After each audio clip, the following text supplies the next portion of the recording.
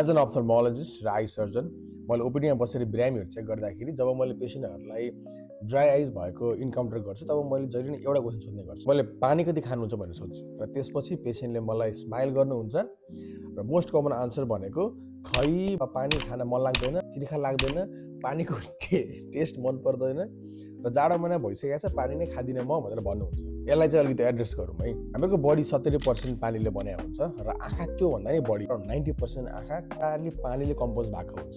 98% भन्दा बढी हाम्रो आँसु चाहिँ पुरै पानीले बनाएको हुन्छ क्या। हामीहरूले जिउमा सास फेर्दाखेरि नर्मल जुन हामीले ब्रिथ गर्छौँ नि त्यसबाट हाम्रो मोइस्चर लस भइरहेको हुन्छ, त्यसले इन्सेन्सिबल लस भन्छ।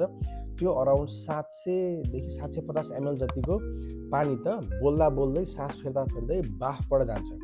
अब यसलाई जिरोमा झार्नु छ भने कि त तपाईँ क्यामल भएर जन्मिनु पर्यो, मनुष्य भएर जन्मिनु भएको छ भने चाहिँ यो पोसिबल छैन, पानी लस हुन्छ। प्लिज आफूलाई रिहाइड्रेट गर्नु होला, किनकि डिहाइड्रेसनले गर्दा एकदमै धेरै बडीले फङ्सनहरूमा अफेक्ट गर्छ र ड्राई आइज पनि एउटा ठुलो कम्पोनेन्ट हो यसको। जाडो महिना होस् जेसुकै होस् प्लिज पानी खाने बानी चाहिँ गरौँ।